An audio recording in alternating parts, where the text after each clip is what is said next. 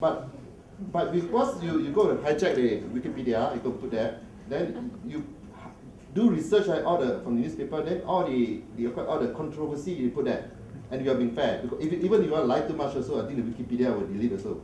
But you need to be a bit fair and go link to all the sources. You know, if you use Wikipedia, you know that.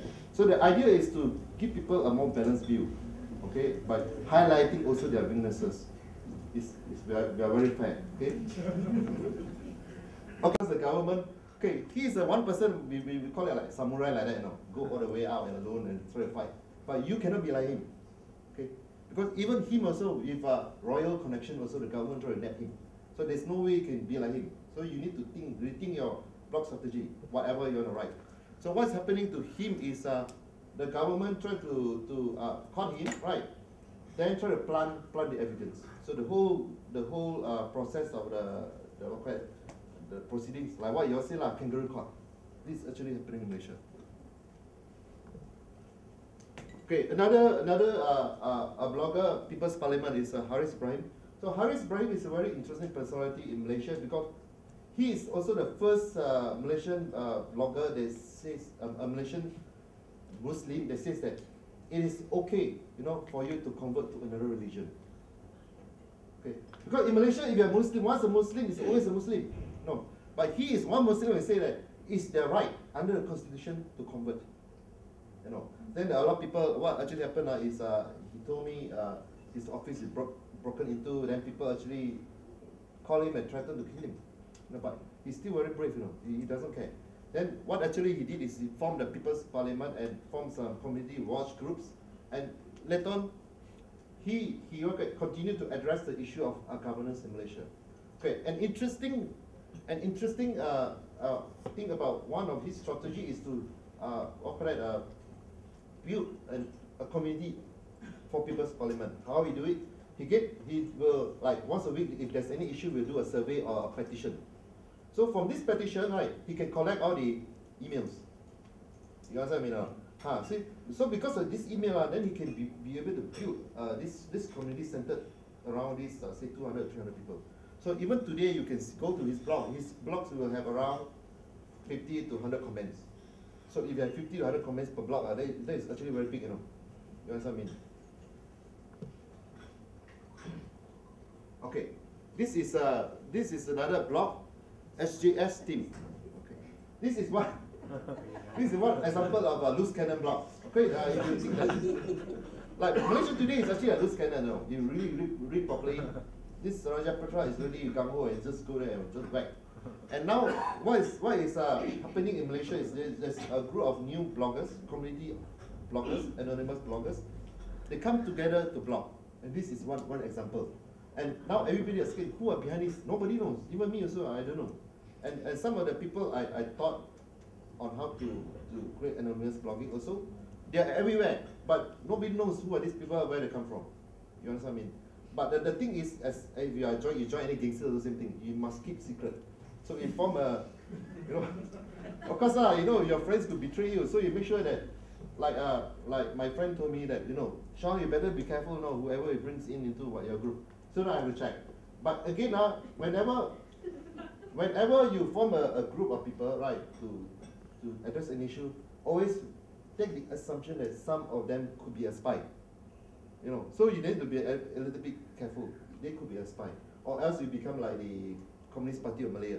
You know, the Communist Party of Malaya, they actually lost the war because there's one spy called Laitik. I would say that because of Laitik betrayed the Communist Party of Malaya, then the whole thing gone. If you could really nab the spy at very early stage, right, then you can be a little bit more secure. So whoever you bring into a group, you have to make sure that you know them, you ask around, know who are these people. Because even the groups that I form, you know, in small informal groups, still people come in, you know. So I need to be very careful of who I speak to. Okay, this is the first communist blog from Malaysia. If you are not aware of this Malaysia politics, like the Communist Party actually fought against the Japanese and also the British, but along the way they lost the Civil War, the Malaya War, and he is one of the survivors. He actually went to block. So it's quite amazing. See one block, one person in southern Thailand, old man, 61 years old, and create a lot of havoc.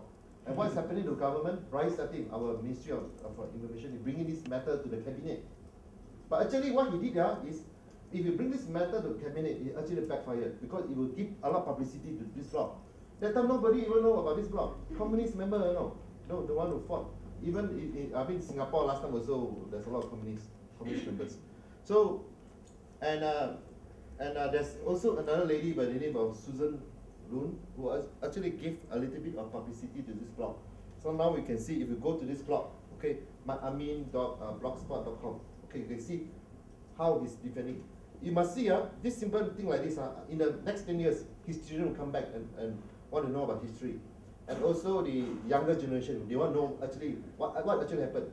Because the communists were branded as terrorists. But why are they terrorists and not freedom fighters?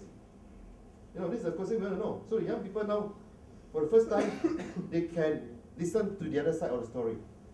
You understand? Okay, why I mentioned about this? Because there's one thing you can do. There's one thing I actually did is, I go meet certain individuals now. I meet certain individuals. I know they have potential. I know they have a story. What I do is, I say, hey, look, you have the story, right? Why not we go for a coffee or go somewhere, and let me teach you how to set up a blogspot account. Very simple action. If you meet anyone, right, quite senior, who have the knowledge, right, ask them to blog. And you are also making an impact. You understand what I mean? But I wouldn't say that I'm the one to bring this person, but I'm just saying that if you want, you can do it. You identify who are the potential people, right, who can actually write content. Then you ask them to blog and teach them how. Can you blog? It's very simple. You go to set up a blogspot account. It only takes about, I think, 30 minutes. Okay lah, you are not so ICT savvy, maybe you take it 1 hour. But still 1 hour makes a lot of difference. It makes a lot of impact. You understand? If you know the blog, go out there and look for those who have the knowledge and contact and teach them how to blog. Can you do that? Can, right? Why not do this as a hobby? Every 2 months identify one, right? And you're doing a lot for Singapore. Let me tell you, simple of these things like this, you are doing a lot for Singapore.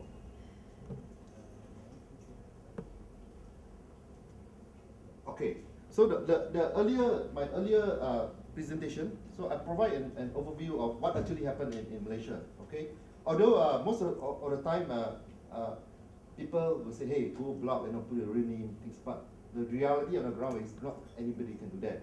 So what actually happened is I happen to know some of these people, right?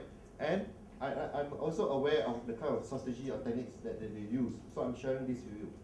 At the same time also, I'll show you some of the important blogs that actually make impact in Malaysian society. For example, Malaysia Today. Okay, currently hotline is Amin's blog. This is going to make a lot of impact. So this is I'm painting a current scenario in Malaysia. So before I continue, my next session will be a little bit technical. So I want to open to some questions. Any questions about Malaysia? Did you get into trouble with the law? Me? Yeah. Yeah. Like Okay. what? I'm going to Norway next week. Then after that I go to Holland. Then I come back. Then I go to Cambodia. Then I will go to this Jakarta. So in Norway, I'll be in Norway. Very interesting. Next time I think I will share with Cheng Shi. They have this session of how to the technical knowledge, how to avoid government detection, surveillance, technology in terms of technology methods lah. So I try and find out about that also. How long have you been doing this kind of work? About 2 years. So before this, I was actually in the government. I was an advisor for government, IT advisor for government. So in the year 2002, I told them what I drew some diagram. I said the power structure will change, and you need to engage the citizens, through Agenda 21 process, political participation, things like this, That was a very long time ago, and nobody is interested because people don't see the urgency of engaging with the constituent. But now no more. It's no more that already.